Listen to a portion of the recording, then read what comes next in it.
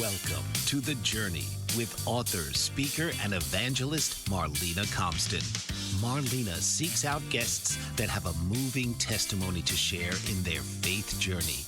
Marlena's faith call is to set the captives free, and she shares her faith along with hope in the Lord Jesus Christ. She is real, raw, and authentic.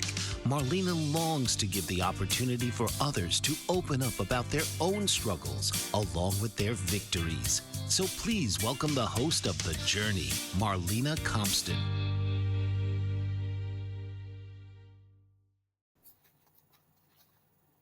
Welcome to The Journey. I'm Marlena Compston, and so glad that you've joined us today.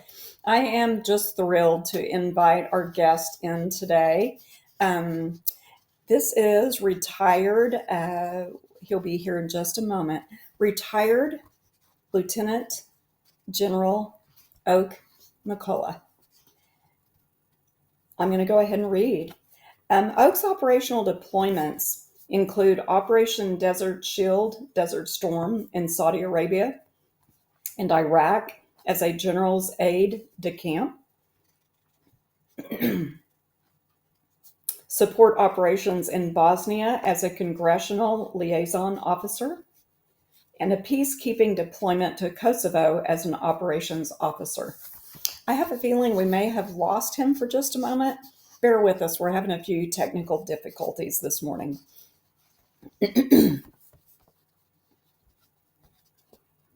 There he is. How are you, Marlena? And just so your audience knows, I'm a retired lieutenant colonel, not a retired lieutenant general. I know, it's like all of a sudden everything went shot. That's all right. Hey, when we do live, this just happens. And I'm thinking like, where are you? Where'd you go? I thought you may have dropped off. Well, hello to you, because I know you're down by the beach in Daytona Beach. Yeah, it's a beautiful day here. It's not real sunny here today, but it's warm. And yesterday was really rainy. So we're glad to have at least nice hot weather here. Well, let me tell you, Oklahoma has become quite rainy, quite muggy, and I'm going to do my best to not cough through the entire program. But thanks for Zyrtec, you know. Okay, tell us again, because I get that title messed up every time. Oh, that's all right. I'm retired Lieutenant Colonel McCulloch. And like you said, I live here in Daytona Beach, Florida, and love it here. Yes, I was there a few years ago. It is beautiful. Well, Oak, I'm so grateful that we were connected a few months ago, it seems.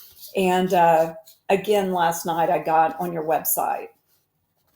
And I'm going to brag on you, sir. First of all, with sincere heart, thank you for your heart to serve our country for those 23 years in the Army. Thank you. Yeah, well, you're welcome. It was absolute honor to serve the people of this country. It really was. Thank you. My middle son was in the Marines for 4 years. He deployed to Afghanistan for a time.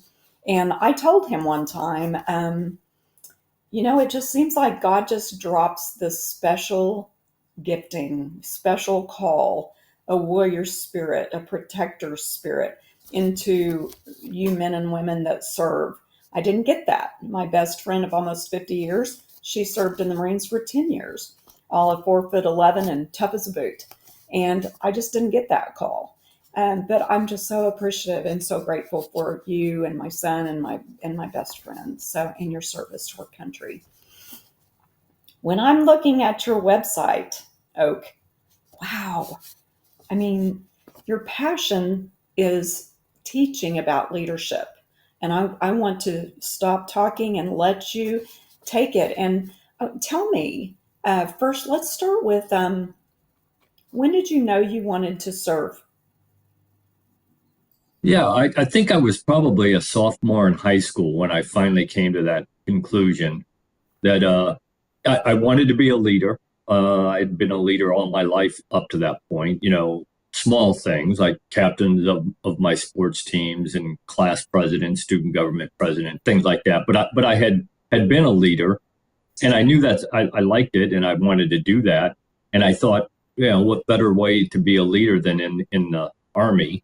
And so sophomore year is when I finally decided that, yeah, I do need to serve. And people have asked me, so why did you stay in for 23 years? And the answer for me, it was pretty easy. I didn't come from a rich family. I came from a pretty poor family, not dirt poor, but not well off. And my mother never finished the 10th grade. My father never finished the 8th grade. And yet I got to have all kinds of opportunities and do things that nowhere else in the world does somebody who came from where I came from get to do. And I always told people I continued to serve, so that if your children or my children or somebody else's children could have the same opportunities that I had growing up, and have the same opportunities to do whatever it is they wanted to do in this great country. And this is a great country, even with all our problems. I've been in 45 countries on 5 continents, thanks to the Army. Some of those places I don't ever want to go back to. Right. But and I've seen it all over the world. And this is by far the greatest country in the world, even with all our problems. We could certainly be better, but this is a great country. Amen. I agree with that. And imagine that, 45 countries over 5 continents. That is a lot. Where did you spend the most time other than our nation? I spent 2.5 years in Germany, although some of that was in Kosovo, because I was deployed for 9 months out of that to Kosovo. And I spent 2 years in Australia. My wife and kids and I got to go to Australia for 2 years. I was teaching at their command and staff college, our equivalent at Leavenworth. So I was teaching international students from all over the world, but mainly in that area. The Australian Staff College has a lot of international students from the Southeast Asia, that type of area. And it was an interesting assignment. I really enjoyed it. Well, I noticed from your website, which I will have you share towards the end of the podcast, Oak, you have had the opportunity and blessing to absolutely teach, support, encourage so many. What I noticed was young people that it appeared to be in the service, or certainly maybe guard, or, can you expound on that? Yeah, I've had the honor, and it has been an honor, to, when I wasn't in a deployable unit, I mostly was in a teaching role in the Army. But over the last 16 years, my last 3 years on active duty, and then my last 13 years here before I retired from my government service job, where I was working with the Army ROTC here in the Daytona Beach area doing recruiting for the program, I've had my hand in commissioning over 600 lieutenants for the Army, and leaders for not only the Army, but for the nation. Because a lot of people get out, like your son, like a lot of people, like my son, didn't make a career out of it, but got out because whatever reason, and they go out there in the civilian world, and they take all that great leadership and experience that they gain out into the civilian world and make that a better place as well. But yeah, so I've had my hand in commissioning over 600 lieutenants. But even as a recruiter, even running my program and as a recruiter, I used to go around to high schools, like here in Florida. I was going around to, I think the height, I was at 46 high schools each year, going around talking to young men and women. And I never turned down a chance to talk to young men and women. That we have to do that. That's great. When we first had our initial Zoom and said hello and we met, I don't get the opportunity to do that with every guest. I'd like to, but we did that. And I just love the immediate camaraderie that you and I had. And something I noticed is you are so approachable. no doubt. You have great discernment. And again, you have this gifting of and passion to teach servant leadership. When did the servant leadership come into play? When did you know how passionate you were about that? Yeah, I've been lucky. It started in high school. I had two great mentors in high school. My high school history teacher, Mr. Charles Schindler, who I stayed in contact with up until about 18 months ago when he passed away. And then my high school basketball coach, Coach Terry Niedzwicki, who I still stay in contact with. And they understood that it wasn't just about teaching history, or it wasn't about putting together a good basketball team. It was about creating good young men and women who were going to be good fathers, good mothers, good husbands and wives, and good citizens for this country. And so they kind of started me off on that route, because you could walk into either one of their offices anytime with whatever problem you had, and they would sit down with you and talk to you and give you some advice and kind of help you think through the problems you were having. So it started there. And then I was lucky. I had some great leaders in the Army. I also had some very bad leaders in the Army. That's called life. There's bad people in every profession. Sure. But I had some great leaders in the Army who were servant leaders, who taught me that was the right answer. Take care of people, and they'll take care of you. And so but really, like I said, it started in high school with these two great mentors that I had.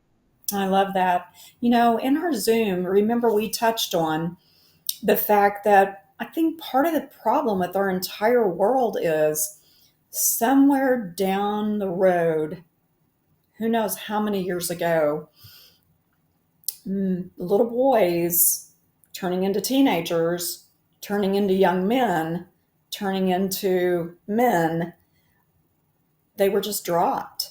Maybe it was all the divorces that were happening. Yeah. Maybe, they just didn't have anyone to turn to teach them, like what your teacher and your basketball teacher, I believe you said, did. They just didn't have a mentor. Yeah. And somewhere just the ball got dropped.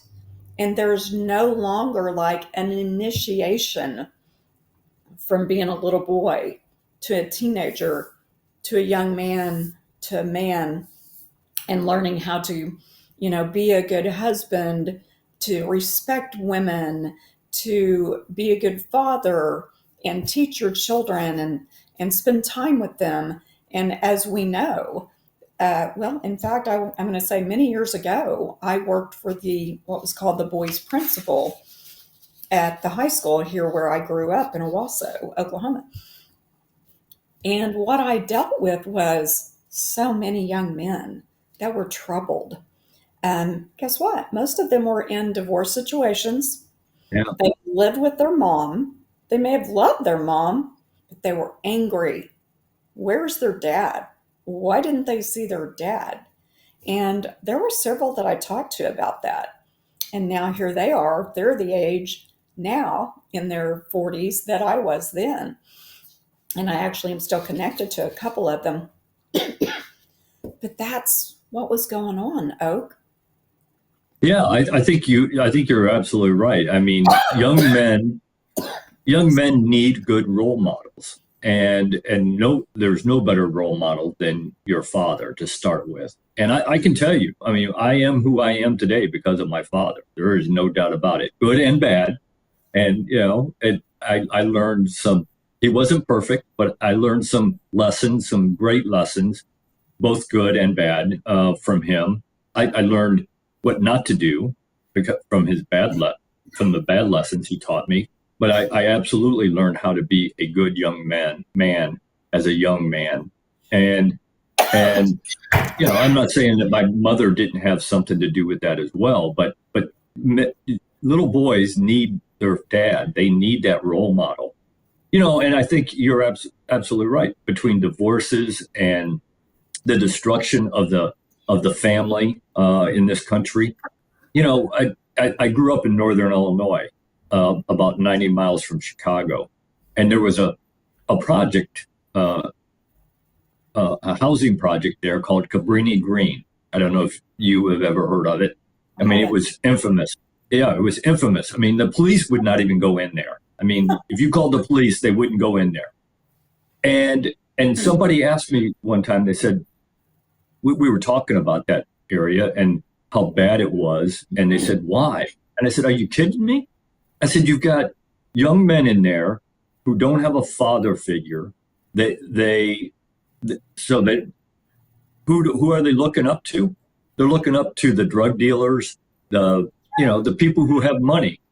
That's who they're looking up to. Who are more than happy to lead them right down to the pits of hell. Absolutely, they are. Yeah, because I tell people all the time. You tell me who your hero is, who your friends are, and if you tell me those two things, I can pretty much tell you who you're going to be.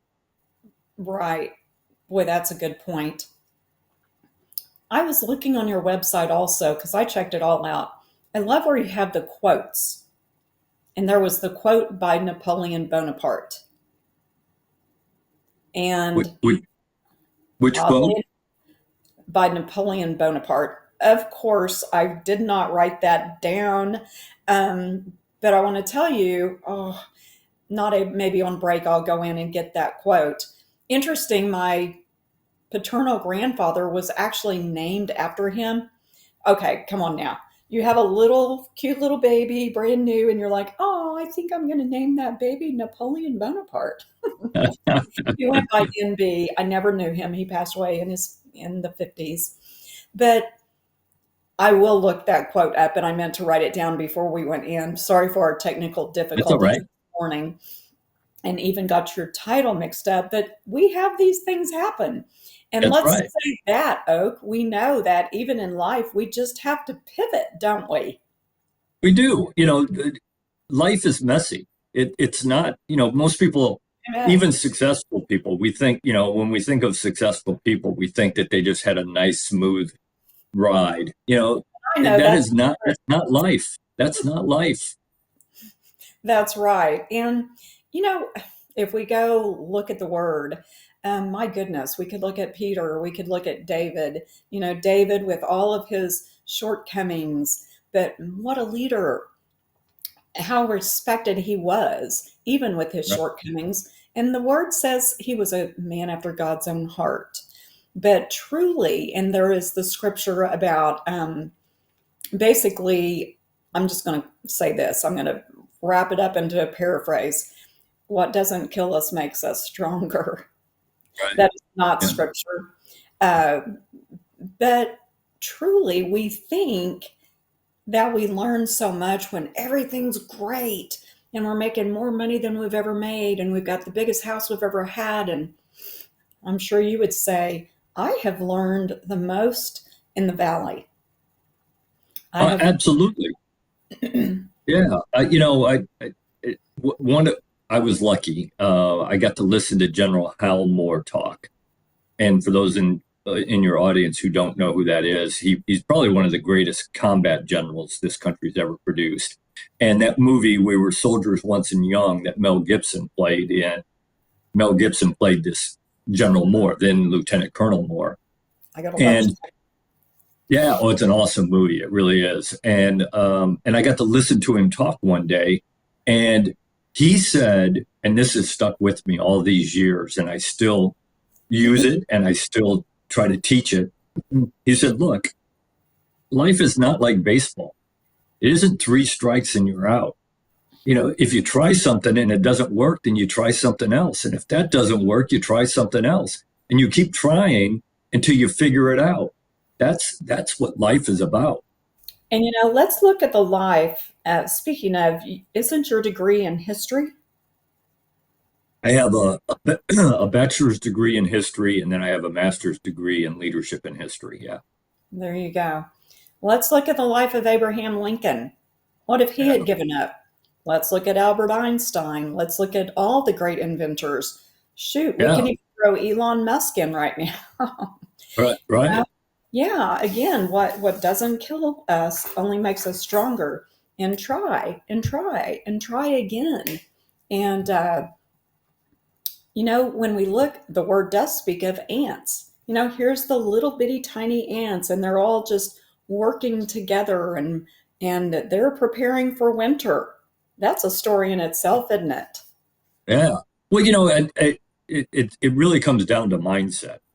I tell anybody, you can be as successful as you want to be, and it really is what you want, how you want, and that always reminds me of the great quote by Henry Ford. He said, "If you think you can, or you think you can't, you're right. Hmm. Either way, if you think you can do it, you can do it. If you really want to do it, We can go. Sky's the limit. yeah, What animal are you feeding? Absolutely. And again, the word speaks all through the Bible about our mindset. Well, just our mind and our thinking and our faith. And if we have faith as a mustard seed, and that is tiny, that is yeah. so tiny. And think of, okay, my brain just went to the question of, is it difficult to teach young people about leadership? So I think sometimes it is. I think you got to overcome at least the type of leadership I teach, servant leadership. You got to overcome that. Especially the younger generation today, their belief that it's about them. Oh, You yeah. know, Hmm. and every leadership talk I give, I start off with, and every one of those 600 lieutenants that I commissioned, I told every single one of them multiple times that look, leadership is about service, and in my opinion, selfless service. It is Yes. not about you, and yet it's all about you.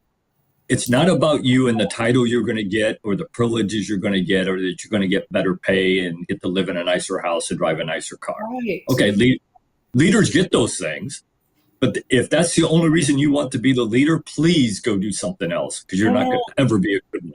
that's I right. said, and it is all about you and how you treat and empower the people that and the organization that you have the privilege to lead. And it is a privilege. And I think that's Yes. part of the problem in this world today is that too many leaders in this world have forgotten that it is a privilege to be the leader.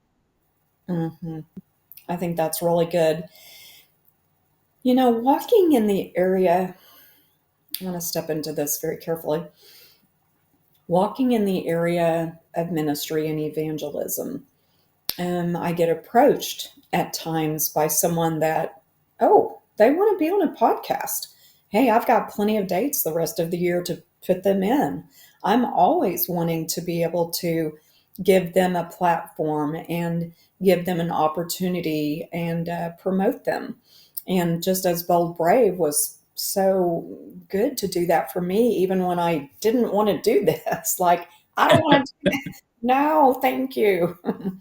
But as I was prayerful about it, the Lord showed me, Marlena, this is how millions of people can be reached these days. But back to is what my point was going to be, and it will come into play with what we're talking about, is that I have to pick up on sometimes, Oak, that there are some that they just want a moment of fame. They just Right. want their name out there. But they have no platform.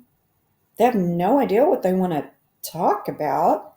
They might not even feel a real call to anything, but they want to matter. And, it upsets me a little bit in my flesh. And then it also breaks my heart a little bit that people, even our age, they have no direction. They Right. don't know what their call is. And what you said, so many are just seeking the next best thing, the serotonin, uptake of what's exciting for today. And Right. don't we know leadership is a one foot after the other? It is sweat, it is tears, it is prayers, it is the whole thing. So Yeah. I tell people, look, if you do this leadership thing right, it is the hardest thing you will ever do. Mhm. However, it's also the most rewarding thing you will ever Yes, do. amen. Yes. And it is a journey. It is not a destination. You don't get there and then you're done. I mean, if you really want to be a good leader, you're going to learn along the way and you're going to make mistakes. Look, none of us are perfect. I keep trying to convince my wife I am. She's not buying it. You would think after 38 years I could convince her, but no, she's Hey, not quick buying it. question. Did you meet her in the service? Was she also in the service? She was an Army nurse. We met in Army ROTC at I knew Northern it. Illinois University. Yeah. I knew it. I saw the picture. Yeah. So none of us are perfect. We're all going to make mistakes. The only perfect person that ever walked this earth we crucified 2,000 years ago. Okay. Yeah. So we're all going to make mistakes. I promise you. The people you're leading don't care if you make a mistake. As long as you are honest about it and you are trying to fix it once you made that mistake. But you got to be honest. You got to own it. You got to take responsibility for your actions. And I think that's another problem in this world today is nobody's taking responsibility. Well, and let's talk integrity. You know, Yeah. who is someone truly?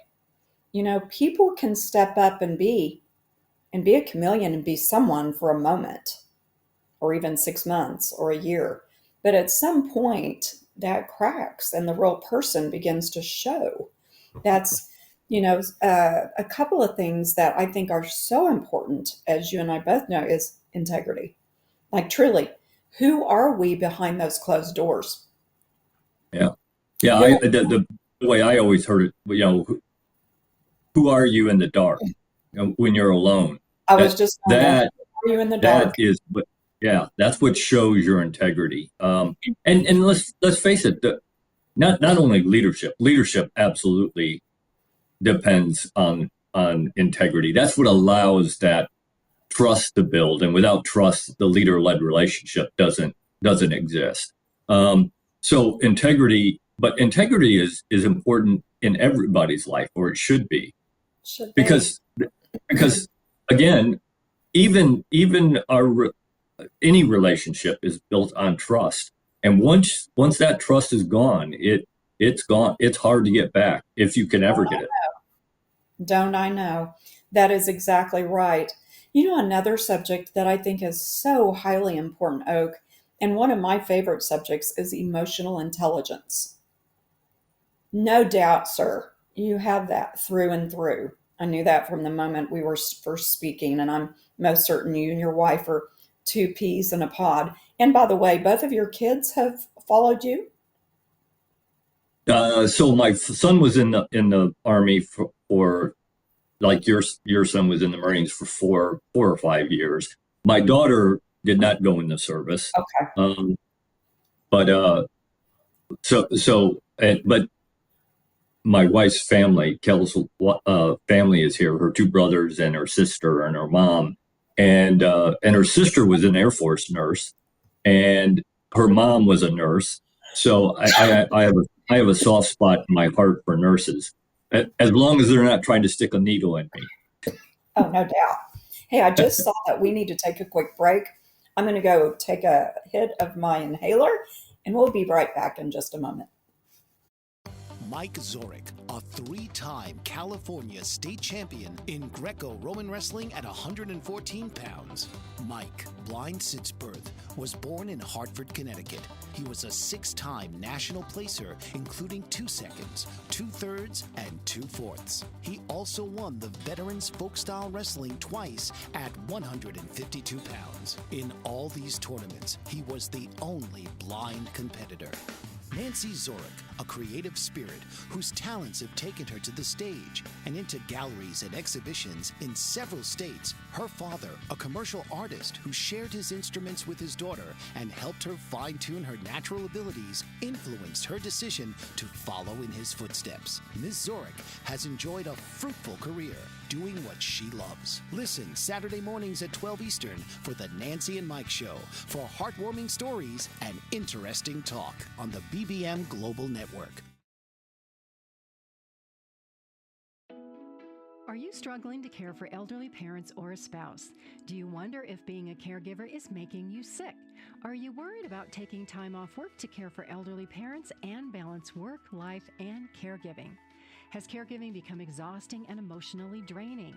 Are you an aging adult who wants to remain independent, but you're not sure how? I'm Pamela D. Wilson. Join me for the Caring Generation radio show for caregivers and aging adults, Wednesday evenings, 6 Pacific, 7 Mountain, 8 Central, and 9 Eastern, where I answer these questions and share tips for managing stress, family relationships, health, well-being, and more. Podcasts and transcripts of the Caring Generation are on my website, PamelaDWilson.com, plus my caregiving library, online caregiver support programs, and programs for corporations interested in supporting working caregivers. Help, hope, and support for caregivers is here on the Caring Generation and PamelaDWilson.com.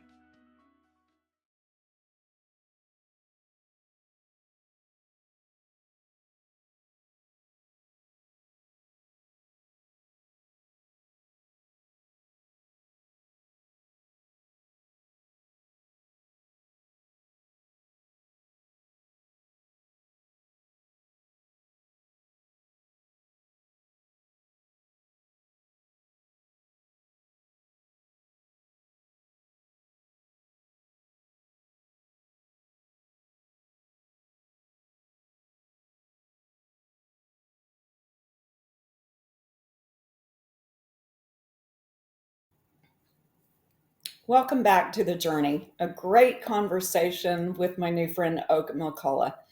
Oak, what a career. What a passion for teaching servant leadership and leadership. I mean, your true desire is to take whether young men and women or not. You actually speak to, in fact, let's go there. Tell me about your speaking engagements and just how far you reach with that. Yeah, well, I mean, that truly is my passion, to teach leadership, to help create some better leaders in this country. And I look at it, I've got 4 ways to do that. I've got my keynote talks, which I'll talk about here in a second. I've got my book, I've got my social media, and then I've got podcasts. And I just try to use all 4 as much as I can to get my message out there. But, I for my talk, I speak to a bunch of different professions, which makes me feel good because, my philosophy is leadership is leadership. I don't care where you learned it. I don't care where you practiced it. If you know that leadership is about people and trust, and you truly understand that, then you can lead any organization. I don't care what it is. And I kind of prove that. I was 23 years in the Army as a combat arms officer, fought for nation wars and led men and women in combat and peacekeeping and all those things, disaster relief, all kinds of different things. And then when I retired, I ran a food bank for 2 years. I saw that. You don't get any different than that. That's 180 degrees difference. And so when people ask, yeah, that was in California. Pardon? No, that was along the Gulf Coast of the United States. So it covered 52 counties in 3 states, the whole Gulf Coast of Mississippi, the whole Gulf Coast of Alabama, and about a third of the panhandle of Florida. Okay. But when people ask me who my audience is, I say anybody who is a leader or who aspires to be a leader. And I don't care what profession it is. And I've spoken to, I speak to a lot of first responder associations, which that makes sense. And most people, that makes sense to people. But I've also spoken to a fiduciary association, a healthcare risk management association, HR associations, construction associations. I speak to a lot of different people and a lot of different professions, and I love it. One of the things I love doing podcasts, but in person speaking, I love the interaction that I get. The one, because when I get hired, I tell the person that I'm coming to speak at their conference. I say, look, you own me from the minute I walk into the hotel till the minute I walk out of the hotel to go back to the airport. Use me as much as you want, let me give as many talks as I'll give as many talks as you want. I'll sit on roundtable discussions. I'll sit in on breakout sessions. I walk the halls in between and answer questions and talk to people. That's what it's about. And what really is a great feeling is when you're talking to somebody, or you're giving your talk, or you're talking to somebody one-on-one, and you see the light bulb go off, or go on. You realize that you just gave them something that they really, really needed. Yes. And that's what it's all about. I get that. I know when I'm, talking with someone about the Lord, and you can tell that they're under conviction and the Holy Spirit is dealing with them. And what you just said, you see that light bulb. And when they begin to realize the value that they have and how much God is there for them and loves them, and to lead them to the Lord, and that now they have eternity in heaven, and on and on. So I get that. Okay, here's where my heart wants to go. In this incredible career that you have had, with the passion to teach others about servant leadership and leadership, what within your career was your lowest point? And we all have that. I don't. In anybody, like we said, success isn't a straight line. You got ups and downs. Yes. And there's a reason. And there's a reason I retired a lieutenant colonel. I was a company commander, and I had a soldier in my company who was not a good person, not a good soldier. He was borrowing money from his subordinates. He was had a DUI, beat his wife, and he had 17 years in the Army, and he was getting ready to move, what we call a PCS, permanent change of station, and I refused to sign the paperwork. And my boss, I was a captain, and my boss, a colonel, called me in and said, "You have to sign it." I said, "No, I don't have to sign it." I said, and in fact, I'm not going to sign it. And not only am I not going to sign it, I'm starting paperwork today to kick this gentleman out of the Army. And this colonel told me, he said, "You can't do that." And I said, "Yeah, I can." I said, "And I'm going to." And he said, "He has 17 years in the Army. He deserves the right to retire." And I said, "Nobody deserves the right to retire." I said, "You earn that right. You don't deserve that right." And I said, "And he doesn't deserve that right. He hasn't earned it." And he flat out told me, he said, "Okay, Captain McCulloch, if you do this, this will reflect on your officer evaluation report." Yeah. And I said, "Okay." I said, "That's fine." And I started the paperwork, and I sent it up to him. He declined it. Luckily, it wasn't his choice. He was just one that, a recommendation. It went up to the 2-star general, the post commander, and the post commander agreed and signed off on it. And we were able to get that guy out of the Army. However, that colonel did not lie. It did reflect on my officer evaluation report, and that affected my career. But you know what? If I had it to do all over again, I would do the exact same thing. I like, every morning when I'm shaving, I like who's looking back at me in the mirror. Right. And I had a buddy who went to West Point with me. I didn't graduate from West Point, but I went there for 2 years, and we were freshmen together at West Point. Who did he retired a 2-star general, and I've kept in contact with him over the years. And when I wrote my book, he reached out to me. He read my book and gave me some feedback on that. And he said to me, he called me up and he said, "Oak, you probably could have retired a 2-star general if you just played the game." And I said, "Not willing to sacrifice what I believe is right to get my next promotion. That's not going to happen ever." Amen. And so I'm happy with what I did. I'm happy with how my career has gone. Would I like to have been a 2-star general? Maybe. But I think the impact that I have had, even without being a general officer, and continue to have, has been a lot. And I'm proud of what I've done. It's interesting because, I have my paperwork right in front of me. And as we had a little bit of technical difficulty coming in this morning, and I completely went blank on your title. But do you remember what I called you?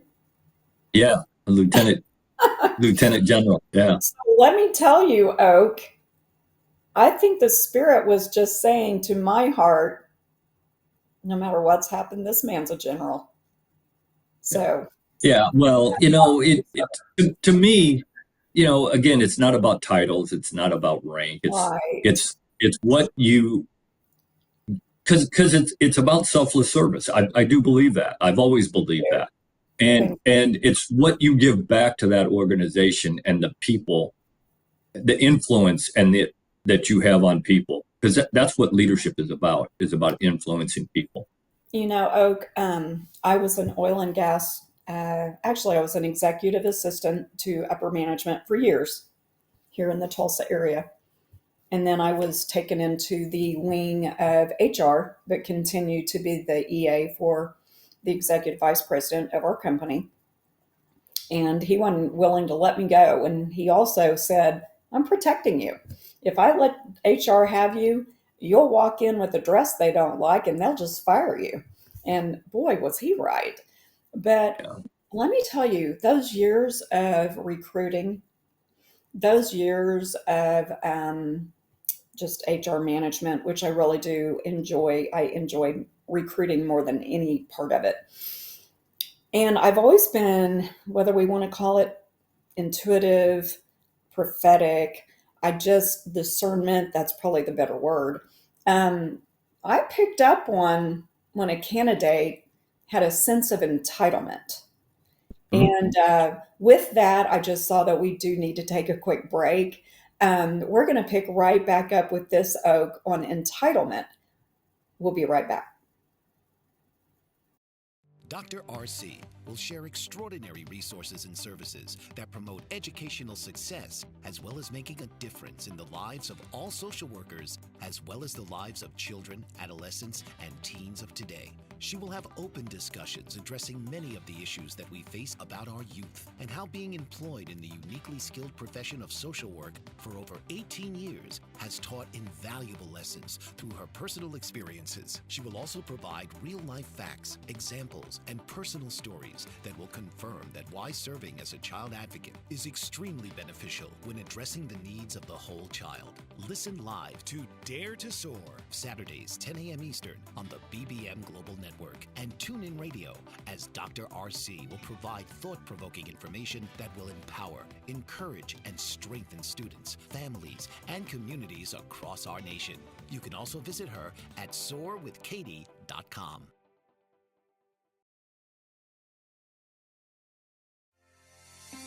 Author, radio show host, and coach John M. Hawkins reveals strategies to help gain perspective, build confidence, find clarity, achieve goals. John M. Hawkins' new book, Coached to Greatness: Unlock Your Full Potential with Limitless Growth, published by iUniverse.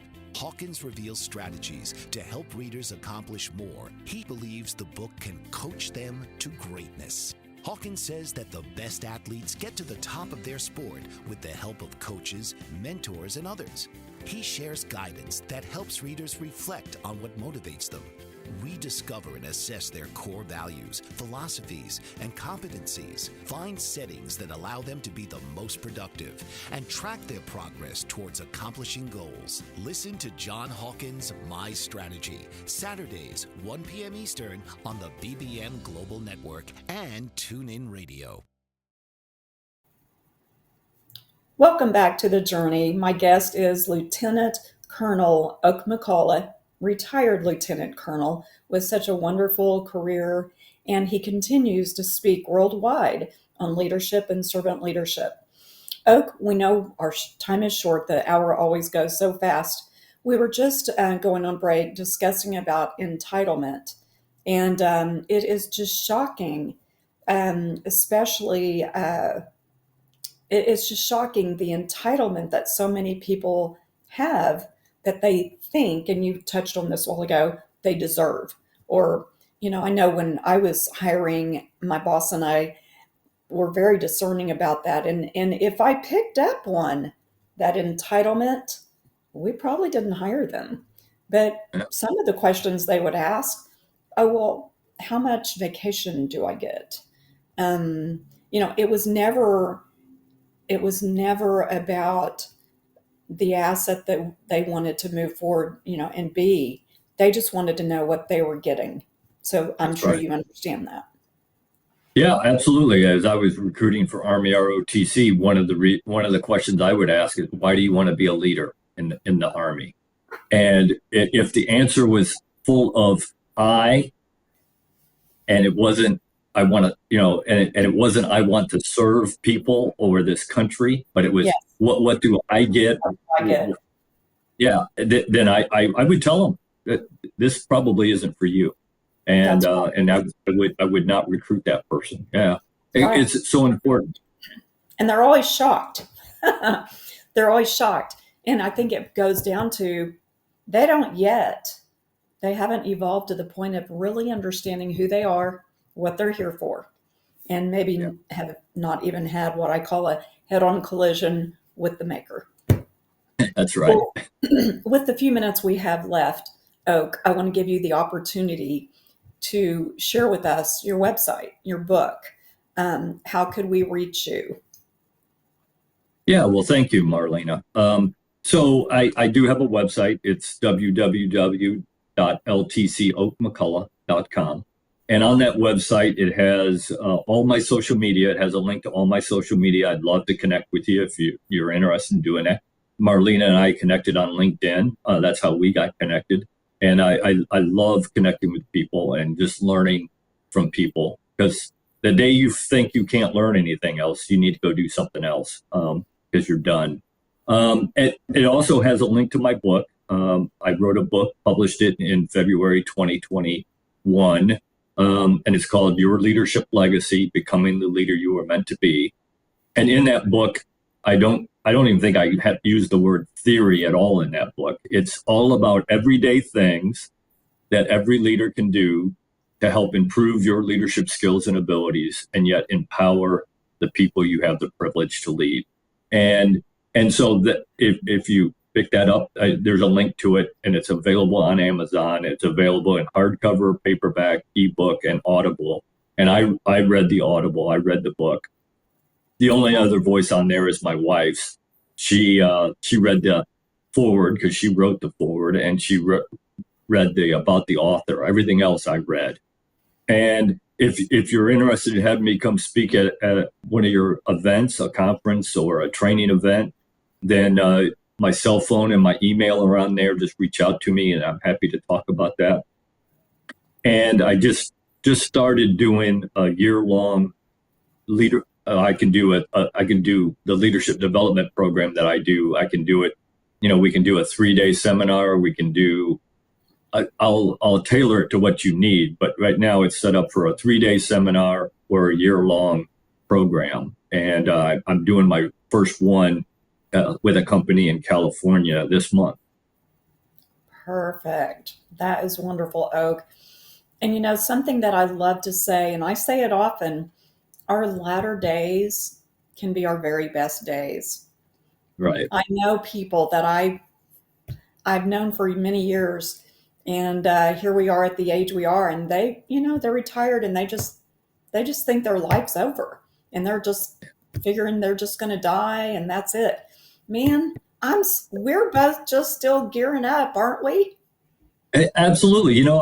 I love to fish. I live right here in Daytona Beach. I've got my yacht, my 17-foot John boat with a 40 horsepower engine.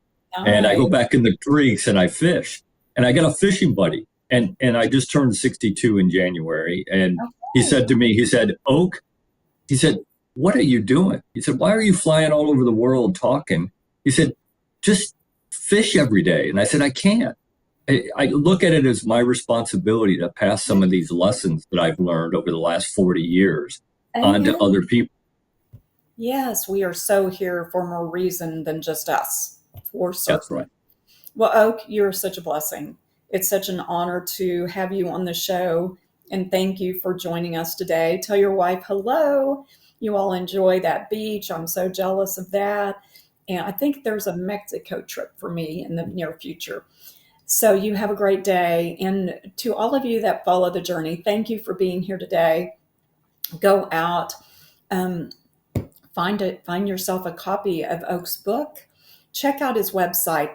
I forgot to look for that Bonaparte quote. I'll have to do that.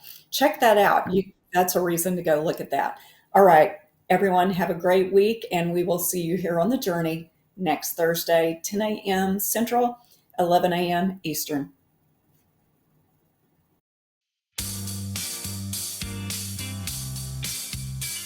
This has been The Journey with your host, Marlena Compton. Tune in each week as Marlena shares her own journey from childhood trauma. She gives God all the glory for delivering her from the darkness. Her call is to help others heal from their own past, and her passion is to point them to Jesus and his salvation, mercy, and grace. Thursdays, 11 a.m. Eastern on the Bold Brave TV network, powered by B2 Studios.